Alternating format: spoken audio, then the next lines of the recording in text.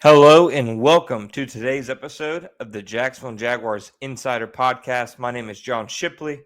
I am your host and beat reporter, and I have been your beat reporter covering the Jacksonville Jaguars for On SI every single day since August 2019, and we are continuing to march through another offseason together. As always, you can find our 24/7, 100% free boots on the ground coverage every single day on social media such as Facebook and Twitter at Jaguars on SI.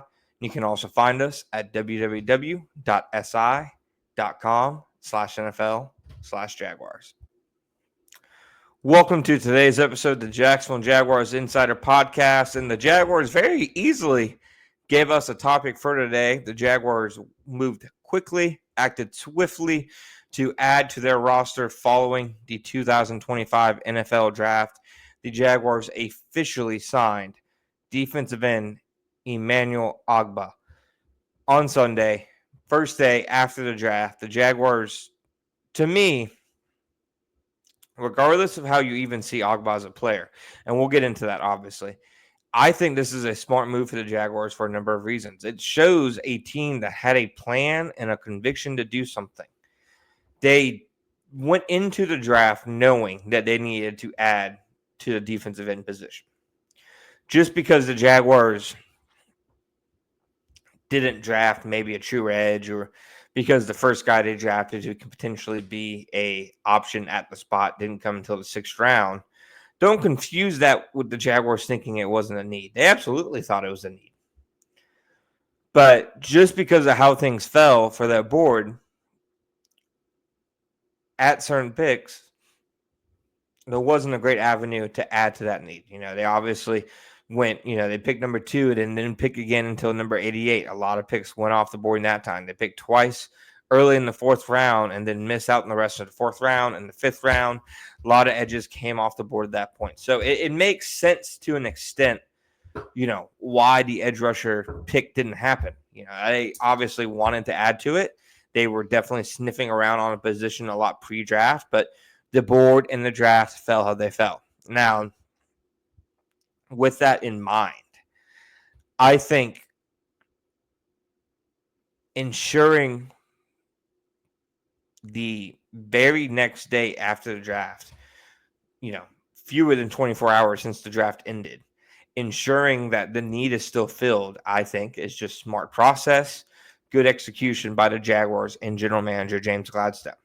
They've, clearly recognized they weren't able to fill it during the draft because things happen how they happen. And they had a contingency plan. If draft runs like this, we're going to do this, etc. And they were prepared to make that move quickly after the draft. It was, in my opinion, the most, I'd say, not aggression, but I guess you'd say urgency. I've seen the Jaguars show a position of need after a draft. Normally, past years, if they didn't fill a need, specifically at edge rusher the last couple of years, if they didn't fill the need during the draft, they normally didn't fill it in the offseason either. They kind of just let it remain a need and say, we're going to hope for some internal development, that kind of thing. The Jaguars did not do that this time. I applaud the process to go after Ogbah. And why does Emmanuel Ogbah fit? Now, I think there are a couple clear reasons. One, he played, on the same team that Anthony Campanile, the Jaguars defensive coordinator, was a part of the staff for years in Miami. Camp knows him well. He has, several years, coaching him, knowing exactly what he would bring to a defense, knowing that he fits his style of play. And he makes sense. The Jaguars have clearly wanted their edges to be bigger guys who can kind of set the edge, play to run. And just, from a scheme perspective, I think the Ogbah addition makes a lot of sense for the Jaguars. Now, just in terms of what they needed, the role, number 3 pass rusher, there's been times when the Jaguars have shown interest in pass rushers in the past for that number 3 spot, who, in my opinion, probably didn't reciprocate as much interest as the Jaguars had in them, because they didn't want to be a number 3 pass rusher. They didn't want to come off the bench. They wanted to start, etc. I do believe there are several times that happened, and the Jaguars, to their credit, they had 2 starters. They weren't going out there and signing guys who wanted to be starters because it wasn't going to happen in Jacksonville. They had Josh Hines-Allen. They had Trayvon Walker. Emmanuel Ogbah, on the other hand, somebody who has shown over his career he's kind of willing to accept that role and adapt, and he can still be productive out of it. Had, I believe, 33 pressures last year, 5 sacks, 10 and a half sacks over the last 2 seasons with the Dolphins. Is he going to hit 15 sacks and completely change the Jaguars defense? No, but he's a reliable number 3. He can play the run. He can give you a handful of sacks and some production and ensure that Josh Hines-Allen and Trayvon Walker have more depth behind them than Miles Cole. Because the Jaguars entered this draft with only 3 defensive ends. They needed to add somebody who has experience and proven production because they don't know, what you're able to get out of a 7th rounder who barely played last year.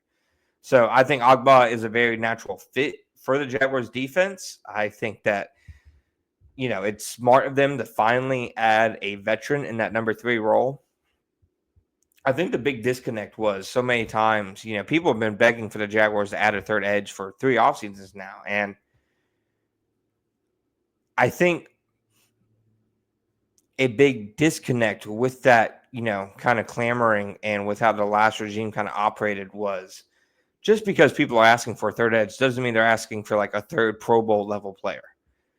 A solid veteran who can come in and give you some snaps out of rotation. That's what the Jaguars needed. And I believe that's what they got here out of Ogbah. So obviously, short deal. I'd say 2026 NFL draft, definitely, probably going to be an area of focus. But this is a deal that I think makes a lot of sense for the Jaguars right now. And I think it was another shrewd move by Jaguars general manager James Glasgow. Thank you guys for listening to today's episode of the Jacksonville Jaguars Insider Podcast. My name is John Shipley. We'll be back next time.